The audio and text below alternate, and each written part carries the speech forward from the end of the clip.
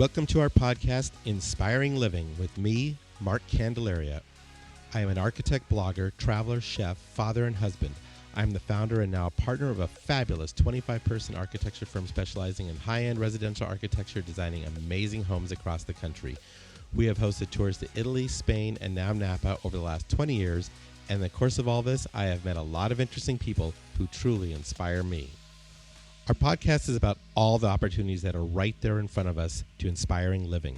Yes, we will talk about architecture and design, but every week we will venture into all sorts of topics that will inspire you, teach you, and motivate you to inspire living every day. My guests will include a wide gamut of amazing people, from those in the design industry to clients to real estate professionals, chefs, artists, sports figures, and philanthropists, and people who just flat out get it. Sit back and enjoy, and let's have some fun exploring all the opportunities that are there just waiting for us. Please subscribe and get ready to be inspired every week. Okay, as my dad says, here we go. Because inspiring living is all about the people and the organizations that inspire us, we are excited to have Monogram Appliances as one of our sponsors. Anytime we do a new kitchen or a kitchen remodel, Monogram Appliances are what we recommend to our client. Their appliances are the definition of luxury, meticulously detailed using the finest materials and an ownership experience that is second to none. This is how Monogram is always thinking ahead and inspiring and elevating the kitchen experience. Because at Monogram, they don't just elevate one thing, they elevate everything. Well, hello everybody. I hope everybody is doing well and staying safe. And we're in week 5 at Candelaria Design and working from home. And my crew's doing a great job. I'll tell you, they've really adapted to the whole thing, and I'm really looking at the possibilities of, rotating our teams and allowing them to work at home maybe 1 or 2 days a week. Because I'll tell you, I've never seen the sky so clear. It's so beautiful out, and so again, it's always, finding the good things in the midst of what are deemed bad things, and making the most of it, which I've been fortunate to learn how to do that, and I keep getting the opportunities to refine my art of doing that, but I guess that's what life's all about. But getting back to our kitchen, our GE Monogram kitchen that we have now in our new office expansion, which someday we'll get to show to everybody.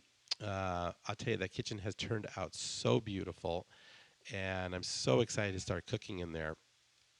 And I think it's just a matter of time that we'll get everyone over there. My goal is to have basically a Friday afternoon happy hour, and I'll throw something in the oven or on the grill there or whatever, around noon, get it cooking all afternoon, and then around 5-6 o'clock we'll kind of open the doors, and the price of admission will be a bottle of wine, kind of like it is when I serve dinner at Casa Candelaria, and we'll just serve food till we run out.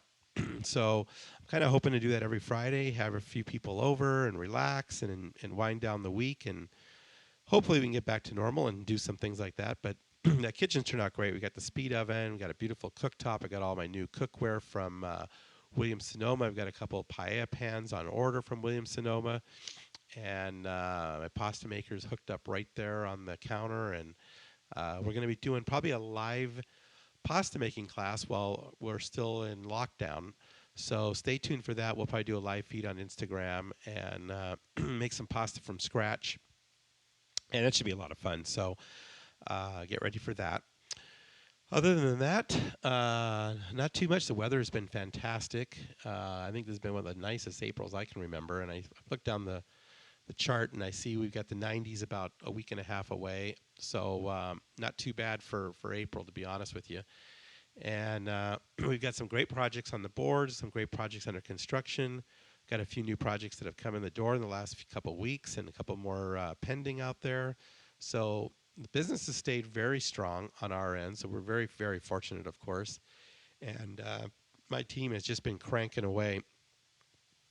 We would have been on the Napa trip last weekend, and unfortunately we had to postpone that. We're trying to reset maybe for September. We'll see how that all shakes out. But our Spain trip has definitely been canceled this year. It was set for June, and I don't see any way that's going to happen.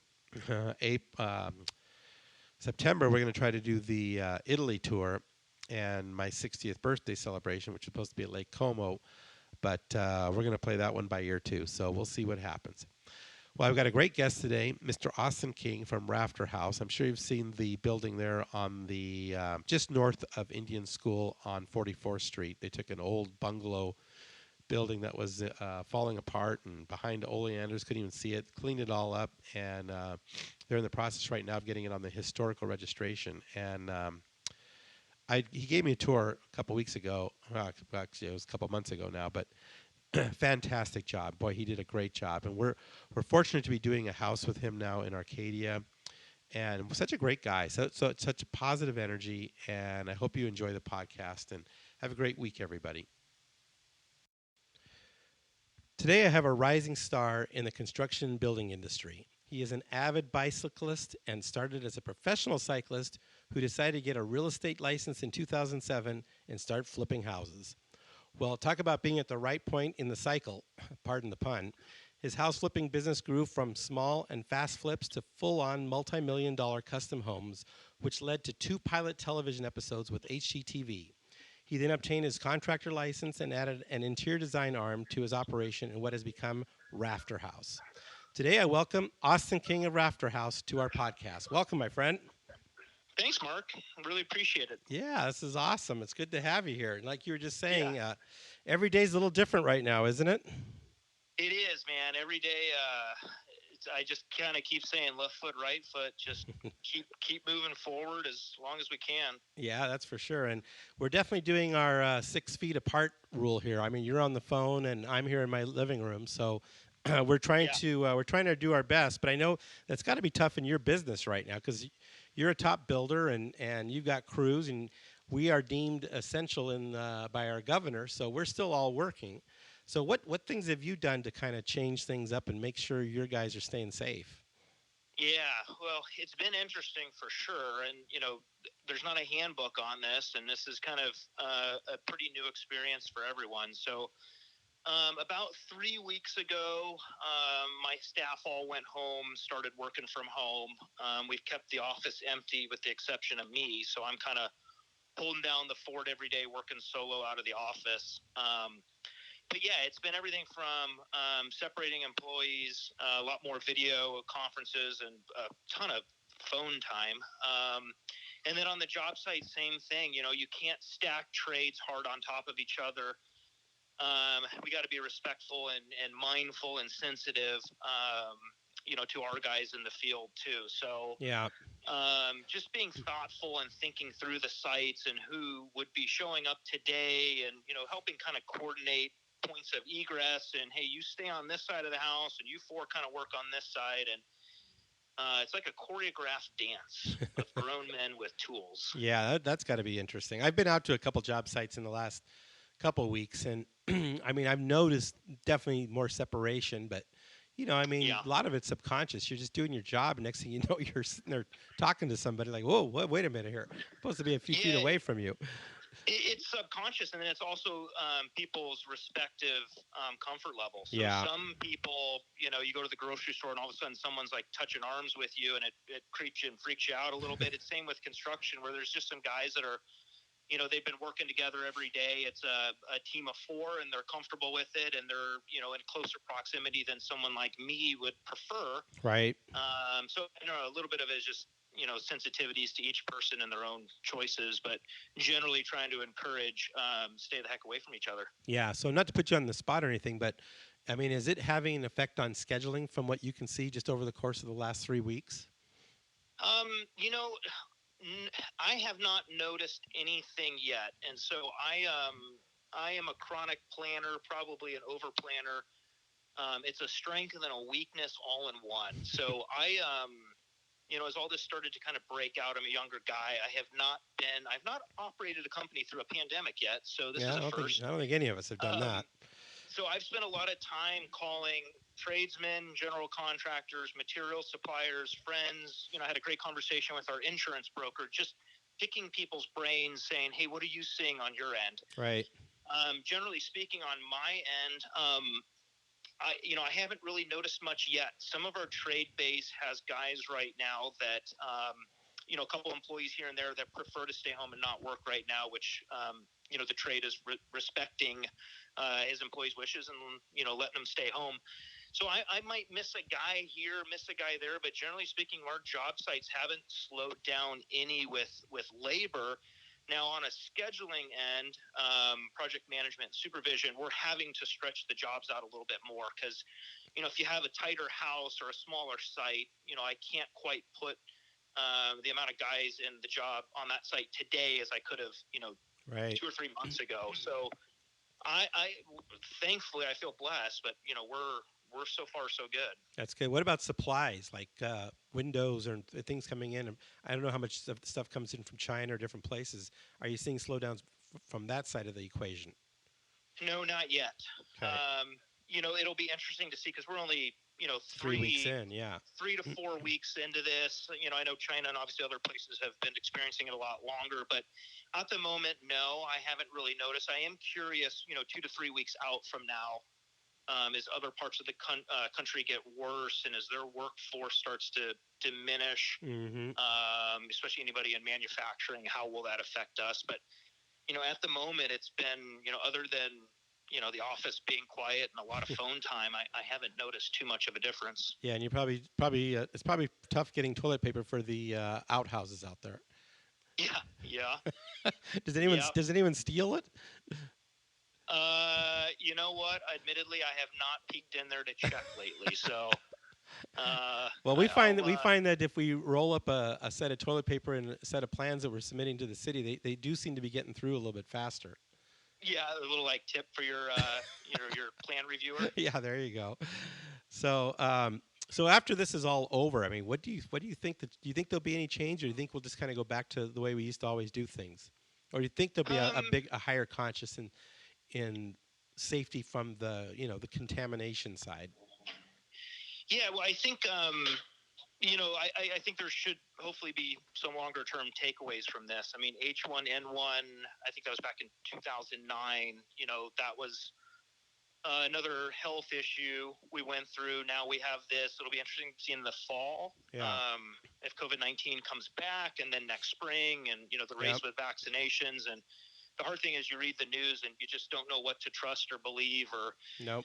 one credible site says this, another site says that, your friend's neighbor's buddy says this, and Yeah. you're just trying to take all the information in and process it Yep. the best you can. Yeah. No, it's It'll be tough. interesting. It'll be interesting, what happens moving forward. I definitely think for any business, it brings top of mind, our reliability on tech Yeah. and the ability to disperse quickly and work remotely, having those tech capabilities, those systems and processes in place, if something like this was to occur again, or if COVID-19 comes back in the fall and we have to do more social distancing, what will that look like? Right. So No, I mean, it's an interesting thing. you and I've had a couple go to meetings in the last couple weeks, and I mean, we used to do a fair share of them because we have so many clients that live out of town that are either we're doing their project out of town or they're doing their project here. And I kind of see more and more go to meetings probably happening in the future because they are super efficient.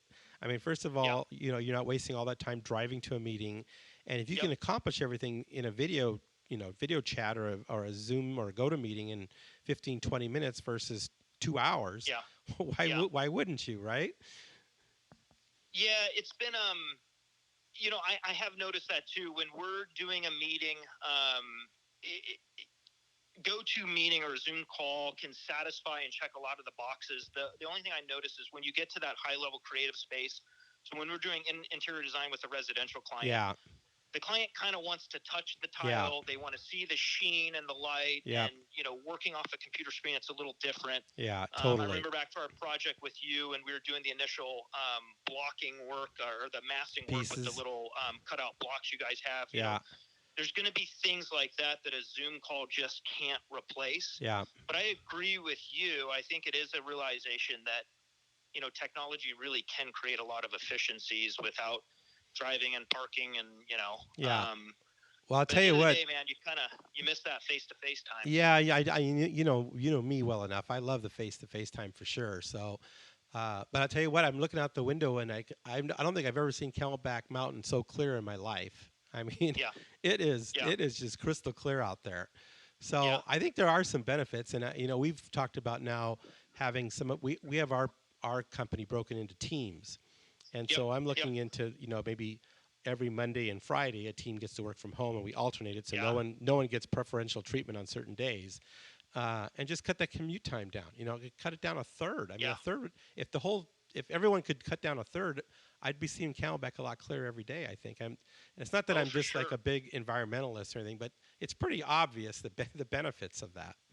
Oh, for sure. And I was having a similar conversation with one of my employees today that you know, in this kind of first week of working remotely, there was still some nice, there was energy. It was kind of new. It was different. And I saw a tremendous amount of productivity Yeah.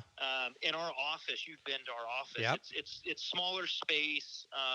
It's tighter quarters. And oftentimes, we're the casualty of kind of our own friendly fire where Yeah. you get chatting and, we have a great team. Everybody likes each other. It's easy to chat and get caught up. Yep.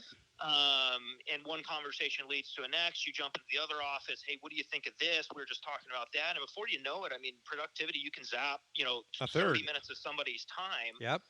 I was talking about the same thing that when we go back to quote unquote normal, it might be an interesting exercise to have a, certain designated, you worked from home this morning, you're from home this afternoon. Cause when you can kind of shut off the distractions, not focus on your email or focus on your phone calls or email, when you just don't have as many distractions as you Mm-hmm. get in that open workplace, Yeah.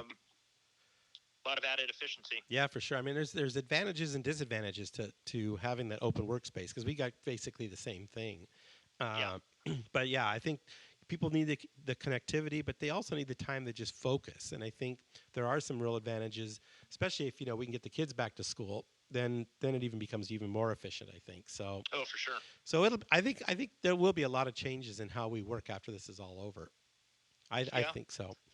So okay, so we have listeners all over the country, and now I've just checked the statistics the other day. We have people listening to our podcast around the world, and Cool. so from those that don't know you, tell us about Austin King. Where were you born, and how did you end up in Arizona?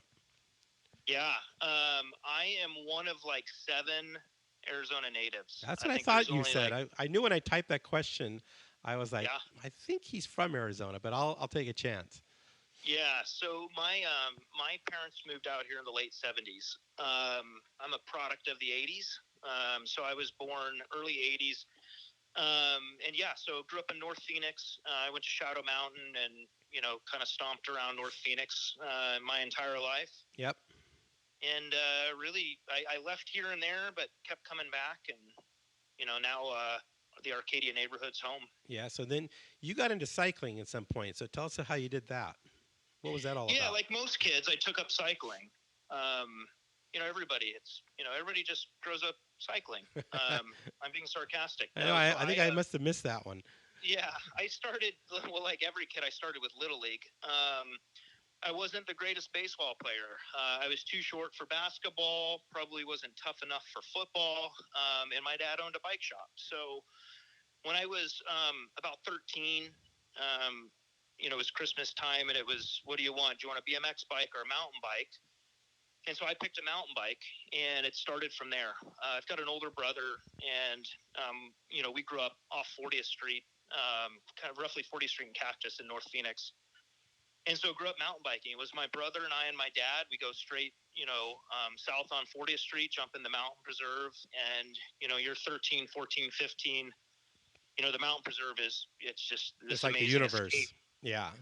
At that Yeah, age, especially. it felt like the universe. I remember when I was a kid. We used to go biking, and it seemed like it just went forever and ever.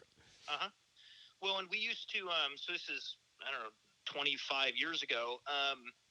There used to be a lot of open mine shafts in the mountain preserve, Mm-hmm. and we would go to the park ranger stations. We'd get a map of the mountain preserve, and we'd try and ride every trail, and we'd highlight and color coordinate the trails. And so, yeah, for a 13-year-old, the Phoenix Mountain Preserve was, it was big time stuff. Yep. So it just went from there. I started mountain biking. I ended up getting a road bike. I must have been probably 13 or 14, and I got a road bike. And really, I gravitated towards road cycling. I stopped mountain biking pretty quick, and got on a road bike. I wasn't very good. And the hard thing with mountain biking is it's not incredibly social, and that the minute you get to the trail, the group detonates, and people are ahead and people are behind. And you can't Yeah. really talk on a single tail trail track. Right. And so I got into road cycling because I realized I could talk to people and they didn't drop me as quick on a flat road. And so my dad had a bike shop. My dad got into coaching cyclists. And so it just kind of went from there. I was 13, started riding more, started, friends my age were riding bikes. Other young kids my dad was coaching, and my brother would ride. And it really turned into a neat, social circle outside of my high school. Nobody Yep. at my high school, it's cycling is just not a popular sport in the U.S. But I had a nice group of people that I'd meet after school and ride bikes, and they became good buddies, and just went from there. That's cool. So when you finished high school, where did you go? So I went to Shadow Mountain, graduated Shadow Mountain. I ended up moving to Tucson. So Tucson has a fantastic cycling community. Yep. It's a highly sought out area. A lot of good professional riders. The weather's good in Tucson. Mount Lemon's a fantastic climb. You can get out of town and get to quieter roads. So Tucson's, pretty popular area. And so I got out of high school. I convinced my parents I would do a little bit of junior college. I did a little bit of junior college at a lot of different colleges, tried them all. And so eventually ended up convincing my parents I was getting pretty close to a professional contract riding bikes, and convinced them, it was time to go all in. And Yep.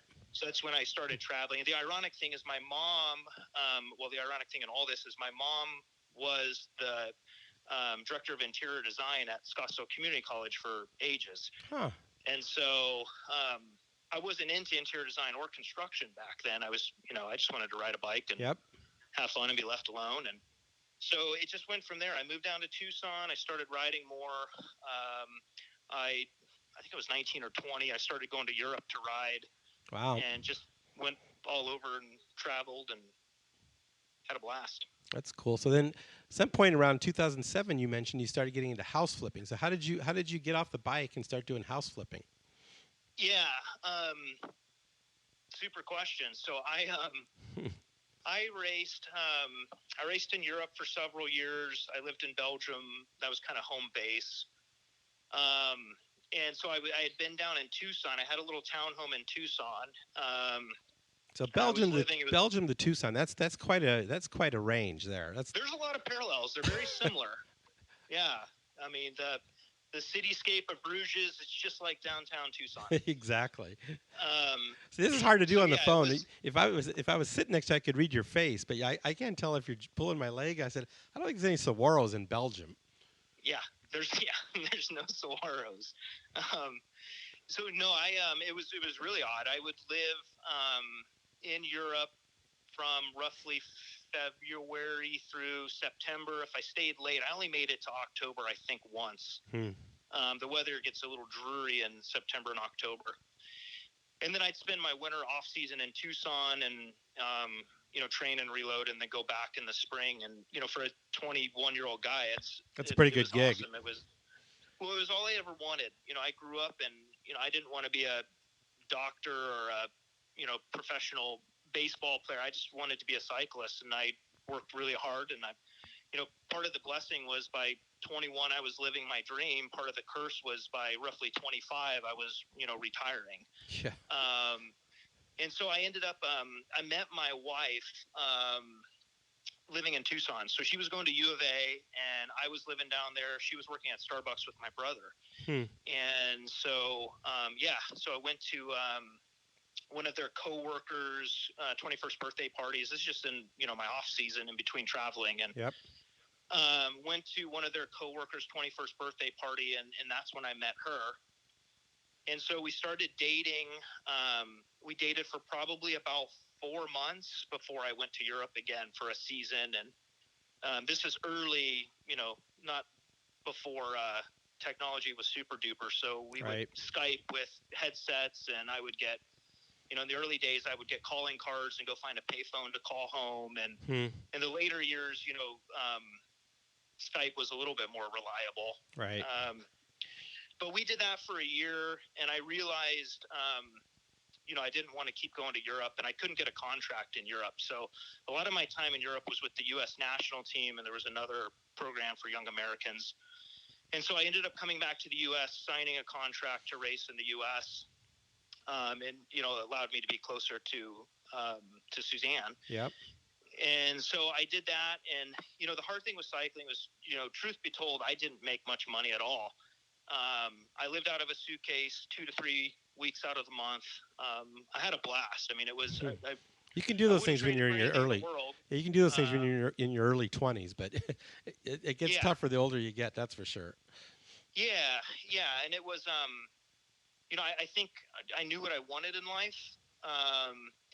And I knew that, I knew that with cycling, I wasn't going to get there.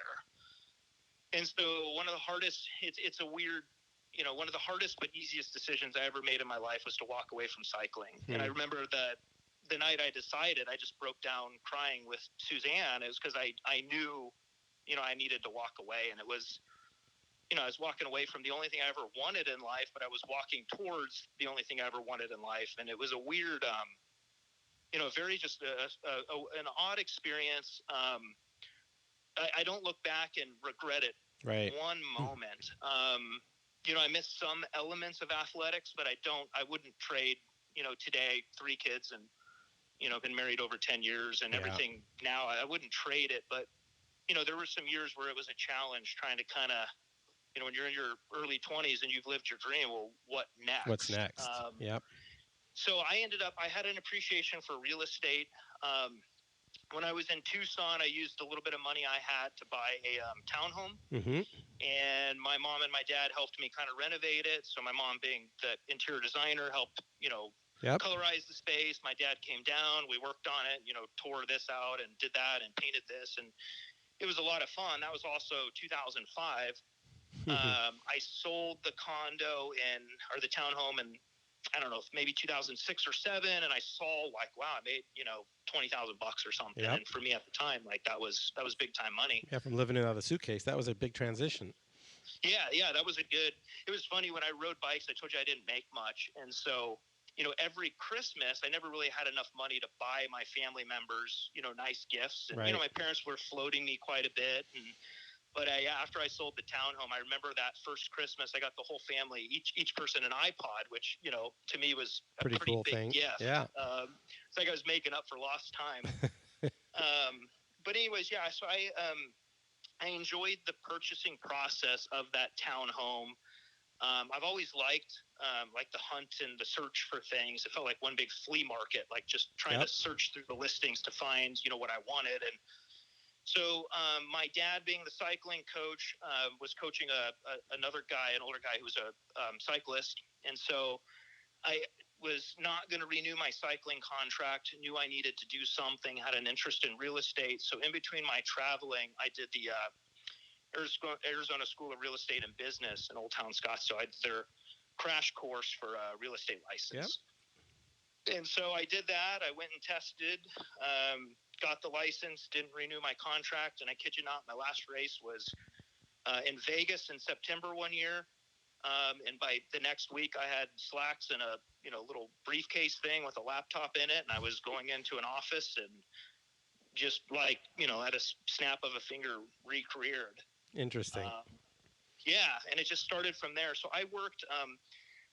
It was great timing. It was 2007. Yep. And I sold a house in 2007 and took the entire commission check and bought my wife a ring and proposed to her that Christmas and started a new life. Yeah. As the market tanked, which was super duper timing wise, it gave me an interesting perspective because I didn't make any money riding a bike, so I didn't have a ton. And I watched everybody around me who had a ton everything. Was starting to lose things. And it was an interesting perspective because I didn't need to make much money to stay afloat. Right. But everybody around me was losing the luxury vehicle and losing the beach house and losing the second house and, struggling to keep their primary. And it was just surreal that I was kind of floating within this space. Interesting. It wasn't affecting me like it was affecting others. And Right. I didn't really have anything to lose. Right. and it forced me to to learn the business in an incredibly hard time. Right. That's perfect. Um, which was, again, a lot of things in life in hindsight are blessings. And um, so that's what I did. I worked in real estate from 2007 to 2011. And in 2011 had the itch to flip a house. It was something I hadn't done before. But I liked the investment side. Some family had some money they were looking to invest, and I had been driving around the Southeast Valley looking at Gilbert REOs, and we just kind of got in the conversation about, hey, let's flip a house. And I don't know why they trusted me or believed me, but it's what we did. Yeah. And so I had my wife and I had friends that had a contracting business, and so in the early days it was simple. Family provided some money. I went and bought the house.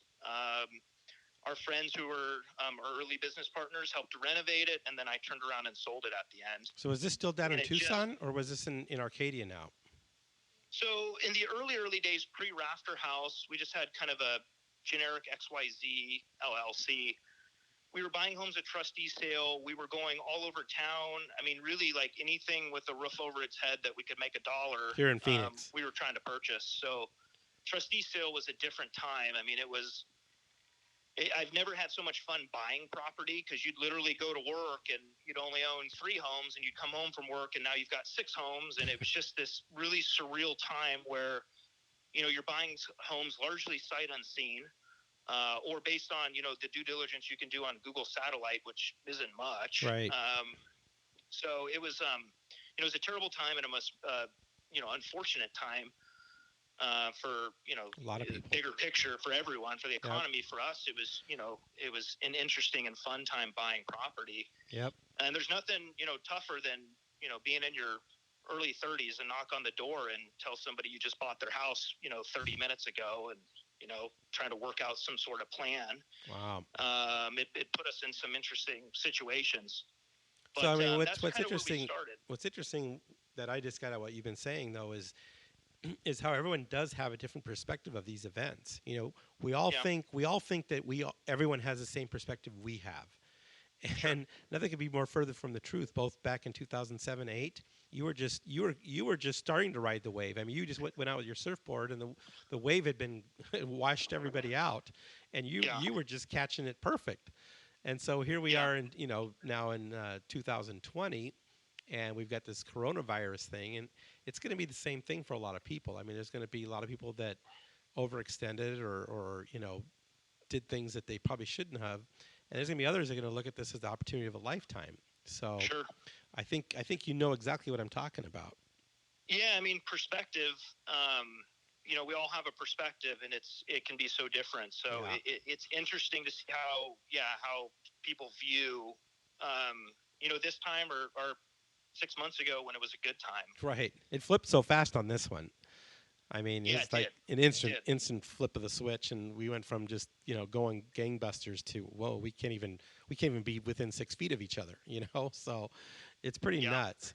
But I'll tell you that you started doing these fix and flips, and you were doing them all over town. But you eventually kind of focused in the Arcadia area. It seems like. Yeah. So the fix and flip market, and this is back in 2011 and 12, it was just a different space. We would go, the bid list would come out the night before. You'd see the homes up for auction. You'd kind of pick your favorites. In the morning, you'd find out what auctions were postponed or rescheduled, and you'd really narrow down your list, and then you just start scrambling to go look at homes. And it was just a weird time. You'd go to a house, the house would be vacant, the front door would be kicked in, and there'd be 10 guys walking around in the house checking it out and video and taking photos. And, we'd go to house would hit the MLS. We'd go there, and there'd be, a bunch of dudes out in front of it. It was just it was like a vulture kind of opportunistic space. And, guys in luxury vehicles with skinny jeans and Affliction shirts on. And it's just a weird space to play in. And so the concept of Rafterhouse grew out of the fix and flip market. And it was, we flipped a house in South Scottsdale. It was Thomas and Hayden, and I think the neighborhood's Village Grove or one of those around there. It was a little like 50s ranch neighborhood.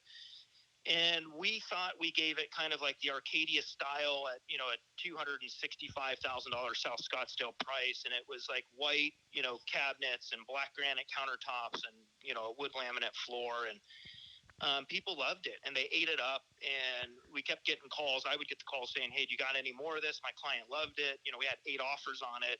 And so Rafterhouse was kind of born out of the fix and flip market, but it was something intended when we started to be just more intentional, less chasing all over town, going after anything with we could make a dollar. Right. We had homes in Buckeye and Santan Valley at the same time. And if you've ever driven between the two, it makes no sense to be doing business in both of those areas at the same time because it's quite a drive. Yep. And so Rafterhouse just solely focused on Arcadia. So hired some guys straight out of college to help with the branding, went through the whole brand identity exercise and really just took some time kind of developing this. And my thought was, we were still, it was 2013, we're still in, a reasonably tough time. Yep. And nobody was branding. Yeah. So how did you how did you know to do that? So I don't know. I'm a weird dude. When I was younger, my dad owned his bike shop and I started a little side hustle of bike washing. Yep. And so I created my own flyer. And at the time, Danny's family was the big car wash. Yep. And so I named my bike wash Austin's Family's Car Wash or Bike Wash. Bike wash. And I created a little flyer and I put my name on it and I put all the different tiers of, bicycle washing and I gave it to my dad and he gave it to his buddies and they dropped their bike off and, for $10 I'd, clean it. And, you had a business. In grade school, I used to buy blow pops from, my mom would take me to Target and I'd buy a bag of blow pops and I'd go to school and resell them. And, you'd buy a bag for $1 and I'd sell them for $1 each. And, you'd make $2, but when you're in 4th grade, that's big time. That's a good margin. The ice cream man sold cinnamon flavored toothpicks and I used to really like them and I was like, well, I could do this. And so my mom took me about toothpicks and cinnamon extract or something and I started making cinnamon flavored toothpicks and I threw them in little baggies and I took them to school and sold those.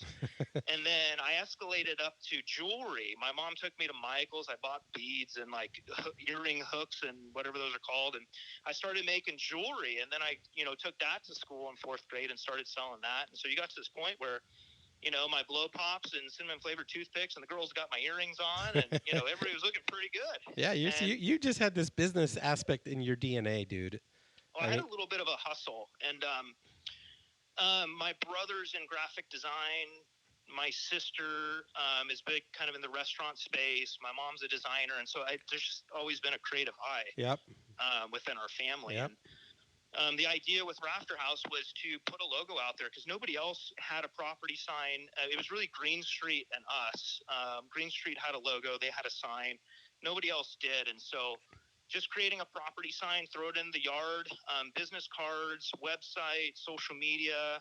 We had these little kind of neighbor giveaways, just like who are we, contact information. Because the problem in that time was homes were vacant for a long time and lights were out and nobody knew who to call when the mosquitoes showed up in the pool. Nobody knew who to call. You don't know what bank, like when the house has been broken into, who do I call? Right. Call the police. And so these homes just sat anonymous and we wanted to give them an identity. And when people saw our sign go up, the hope was that they would say, okay, good, Rafterhouse is here. Right. And we'd door knock. We'd say, hey, this is who we are. Here's our phone number. Bear with the construction mess, but we're going to transform this house. And it worked. We were the first few to do these things, first to get on Instagram and just start to build that identity and that following through good work, working hard, being nice to people, treating neighbors like neighbors. Yep. And it slowly evolved from there. It was That's Lower very cool. Arcadia, under roofline remodels. Yeah, so real grassroots. Super grassroots. And that was, I've always thought that everybody I talk to, everybody I connect with, it's that raving fan concept that, through good work and honest and fair dealings, I have the ability to create a fan. I have an opportunity to create someone they're going to have an opinion, and we're a society that likes to share our opinion, and Yeah, for sure. they almost go forth and do your marketing for you. When Rafterhouse comes up, the intention was always to have nice conversation. Oh, he's a good guy, and I love their homes, and Right. their staff is so nice, and So it takes a lot of work to maintain that. yeah, so eventually you found that property that you gave me a tour of a few weeks ago over there on Indian School, just north of 40, or actually north of Indian School on 44th Street. And I'll tell Yeah. you, that building is beautiful. You did such a great job with that. Tell us about that story. Yeah, thank you. It's I've always liked old things, cars, people, memorabilia. I just like there's something about a story and character, that can't be replicated. Right. There's an authenticity to it that you just you can't mimic or fake. And so our bungalow office, it's on the corner of 44th and Devonshire in Phoenix, and it had been very overgrown. The house had fallen into some distress, and there was some lack of upkeep. The vegetation had grown up around it, and my wife and I and kids, we'd go to Chick-fil-A, and when you're leaving Chick-fil-A, you got to go north on 44th Street, and I'd always slow roll my wife past the house, and there was this 15-foot clearing in the bushes where if you went slow enough and you pointed it out quick enough, everybody could see the house. And I used to always tell her about it, and I've always wanted an old house. When we were younger, my wife and I almost moved down to Willow, and I just like that character, and you just have never had it. And so the lady who grew up in the house, she'd been living in the house for years, and she had an estate sale, and so that was kind of the first tip off that something was happening. And I had a real estate agent reach out to her on my behalf, and she didn't have a cell phone, and there was no answering machine, so it just rang and rang and rang and rang. And so he tried for a while. She never answered, and he gave up. And so through a mutual friend, I caught wind that Venue Projects, Lorenzo Perez and John Kitchell, had bought the house. And John Kitchell knew the real estate agent involved when the lady wanted to sell. It's just the deal kind of came together smoothly for them. And so I knew Lorenzo. We had crossed paths in real estate, and I just shot him a blind email of, hey, what are you doing with that place? And this was January of 2016. And at first they were going to keep it and kind of figure out what to do with it. I kept reaching out to him, and by that summer, the conversation changed, and they were looking to sell it. So somehow, some way, man, there are so many more groups in this neighborhood with deeper pockets and bigger reach. Group. Oh, we just lost you, I think. Say that again? I know we lost you there for a minute. Oh, sorry. Hold on. I'll keep walking, and I'm walking in circles. Okay. Keep that cell reception strong. Go ahead. But yeah, there's a lot of really, really big groups in Phoenix, Arcadia, Scottsdale, the large restaurant groups. There's a lot of people with deeper pockets and bigger reach than us. I mean, by all intents and purposes, we're just a small neighborhood home builder. Yeah. But we got it under contract. I had an investor who's been a close friend of mine for years, and he saw the vision in it, believed in me, and said, yeah, he put the money up for the purchase. He funded that and the renovation. And I'm so grateful to him for, he was kind of the one that allowed this opportunity to even occur. And our agreement was at the end, I was going to buy it from, our little investment entity. So that's what we did. It took, we're under contract for probably 6 months. Is the rezoning and everything was worked out. After the rezoning, it took us about a year with the city of Phoenix with site plans and commercial building plans and all the civil work. And then fun process, right? Oh man, I learned that the last thing I want to do is commercial. It's brutal, isn't it? I mean, it's so bureaucratic compared to what we're used to in the home side of the equation. Oh, and there's a couple city inspectors who aren't really doing anyone a favor. No.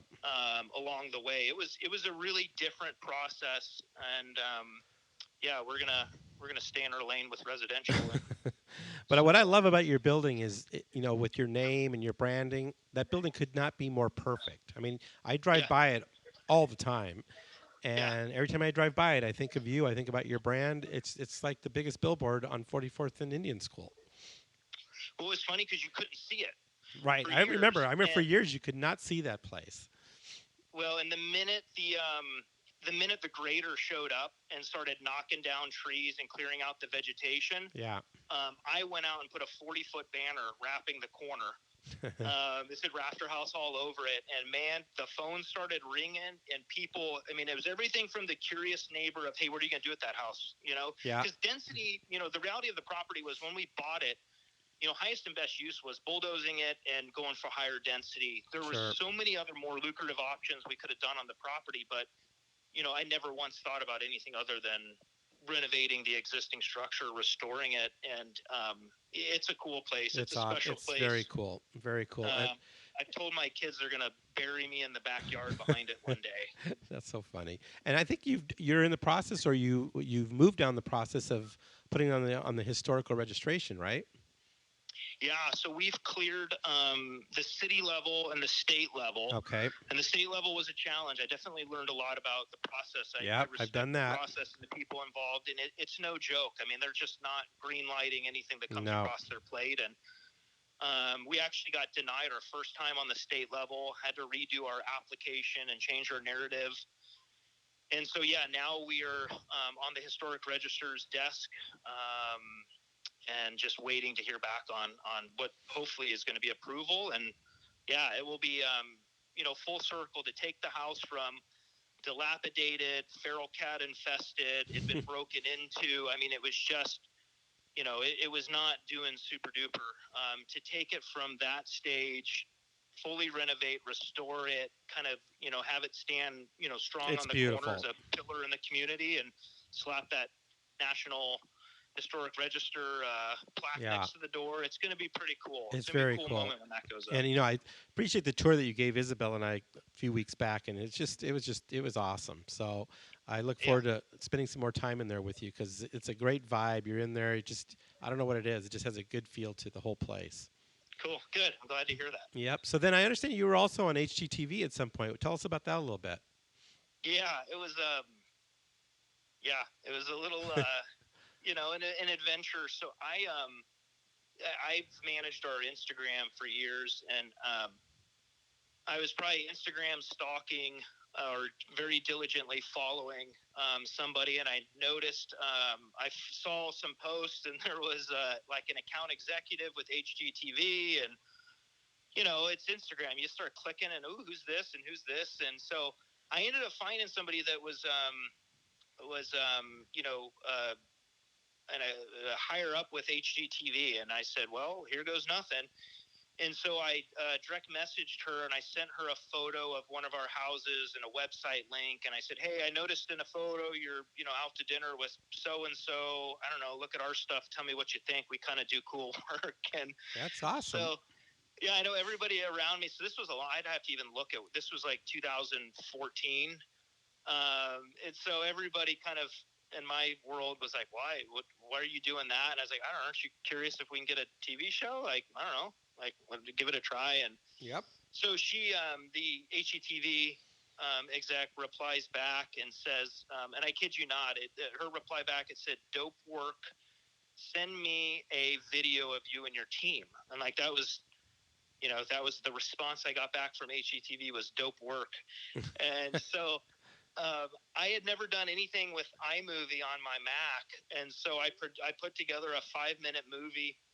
I put some music to it. It was like some video and some still shots, and I don't know. I made almost my little montage to That's my cool. ode to Rafterhouse, and so I put it together and I sent it back to this HGTV person, and she's like, "Yep, got it. Let me show it around. Let me float around the office and see what I can do." And I was like, "All right." And so then she came back and she's like, yeah, I'm getting some support here. And so she put together a conference call with High Noon Entertainment. High Noon Entertainment's a large production company.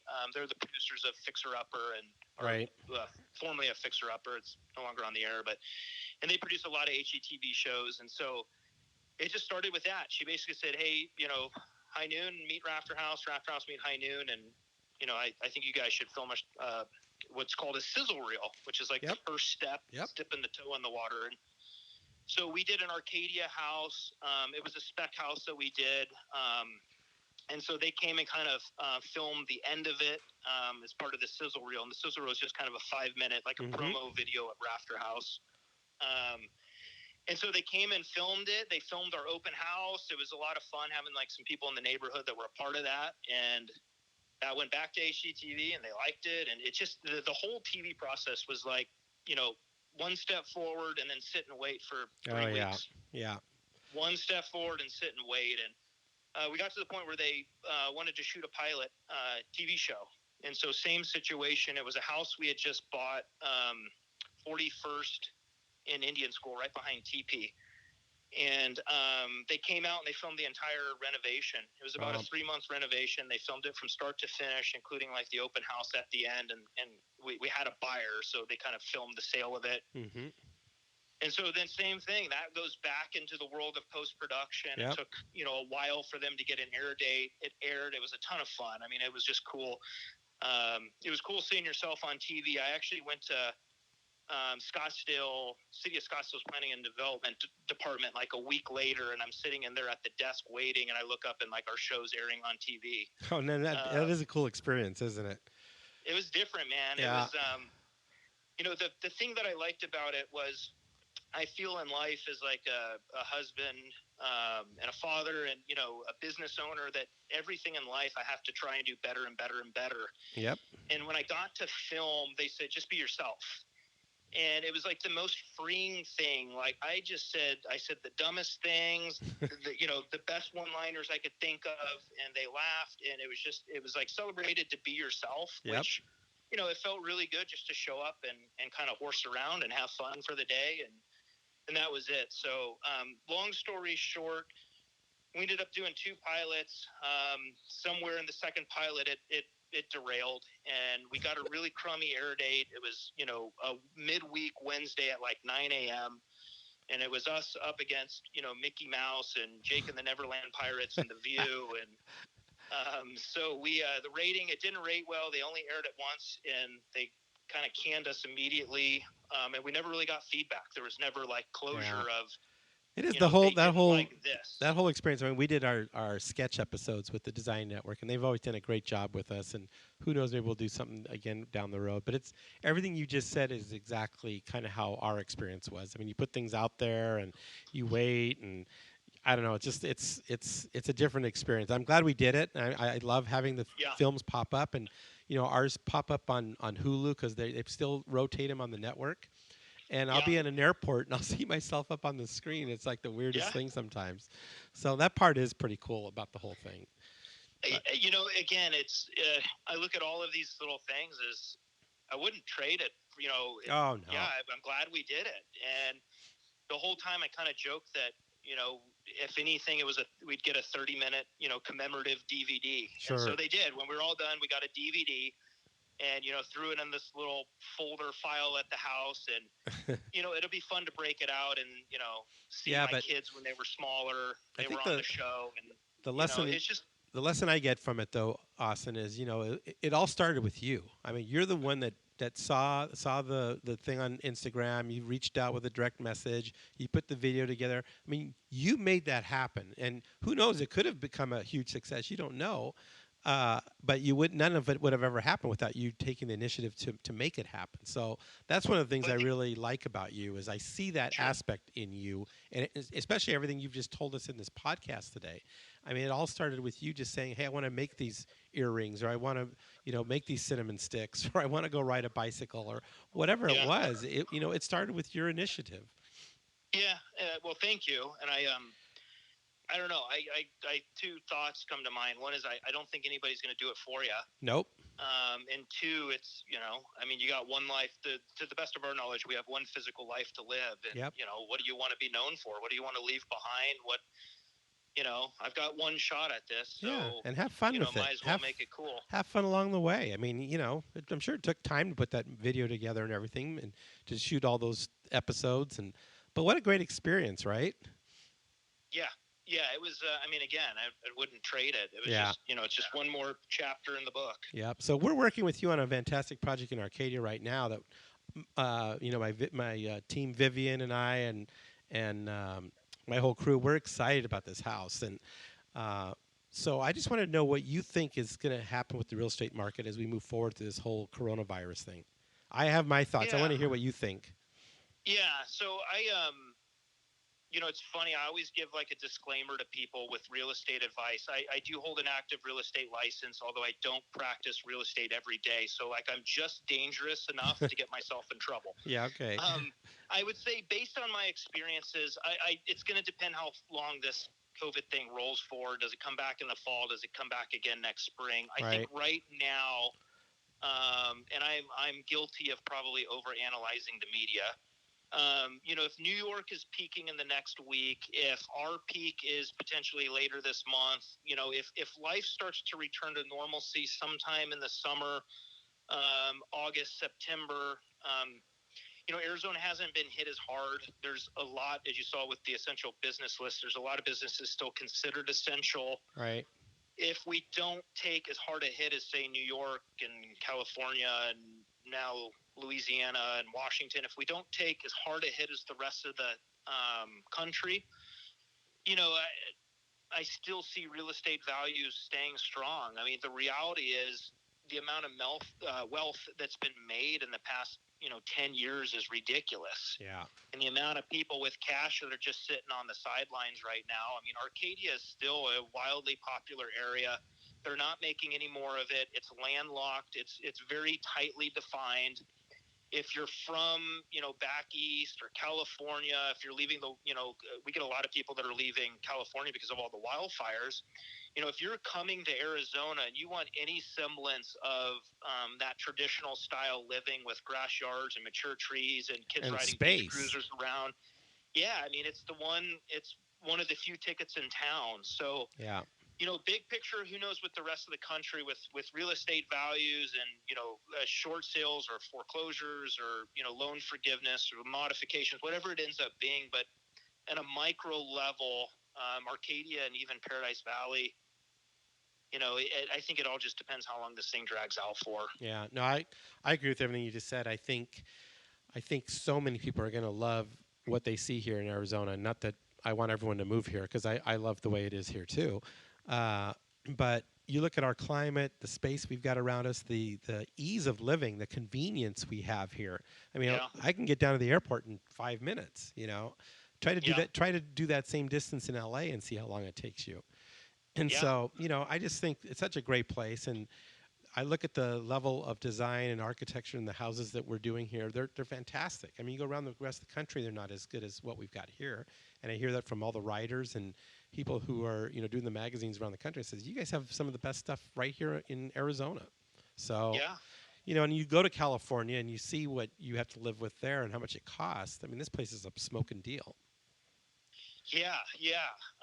It is getting, you start looking at Arcadia and PV's value, it is getting more and more expensive, but, there's the lifestyle benefit, there's the weather. I mean, there's so many good things going for Arizona that, Yeah. in particular, Arcadia, PV, some of these micro areas around town, I think we're just going to have to give it 2, 3, 4 months. And, it's always that hindsight when we look back in September, we'll know kind of what happened with the Yeah. real estate market or what is, Well, unfolding. that's what I love about these podcasts. It's fun to go back and listen to them 4 or 5 months later and see what our Wait, perspective you're was. going to edit this though if we're wrong, right? Yeah, we'll see. We'll come back Right? and say, well, this is what we thought 3 months ago. Now, what do you think? Yeah, we're supposed to be able to predict it accurately. So Yeah, you it's got to, tough, isn't it? right? So, do you still cycle? Yeah, kind of. So I stopped cold turkey. It was right before my oldest was born. She's about to turn 10. You have three children, right? I have three. Okay. Yeah, awesome kids. Girl, boy, girl. Just good, fun, sweet, healthy It's kids. And awesome. so I stopped right before my oldest was born. I was trying to race competitively locally, for fun, and trying to learn real estate at the same time, and trying to prepare for a baby. And I have a little bit of an all or nothing personality. And I just one day I hung up the bike, and I kid you not, after doing it my entire life, I hung it up and I didn't touch it for probably 7 years, which is not the healthiest decision to make, by the way. And I just started a couple years ago. I go out on Saturday or Sunday. I jokingly started calling them my anti-heart attack ride, which there's some truth to it. I'm middle age and I own a business, and it's comes stressful. fast, right?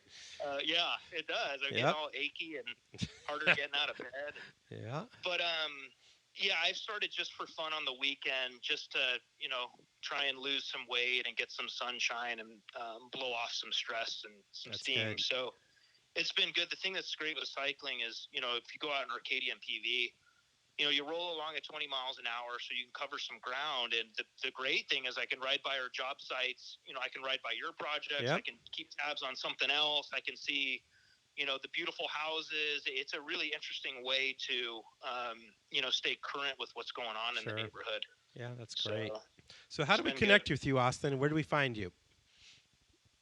Find me, the little bungalow on the corner. You just knock on the door.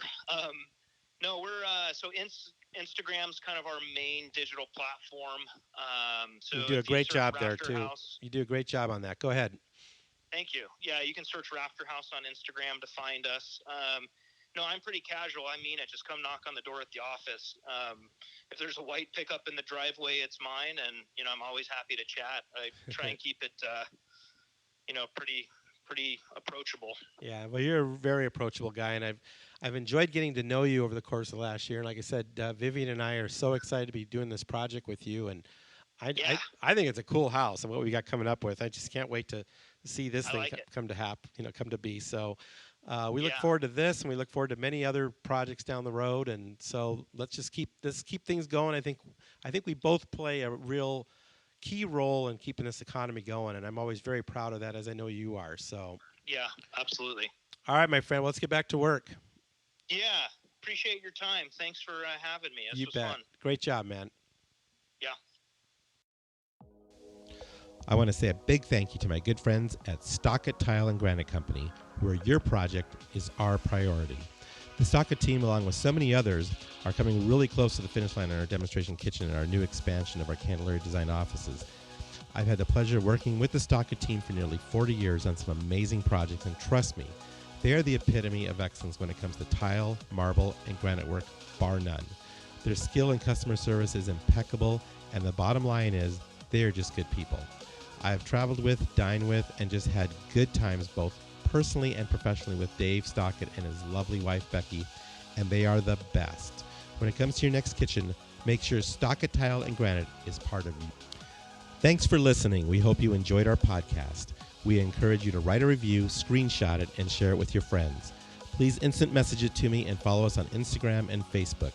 We thank you for listening, and we look forward to sharing more insights to inspiring living next week.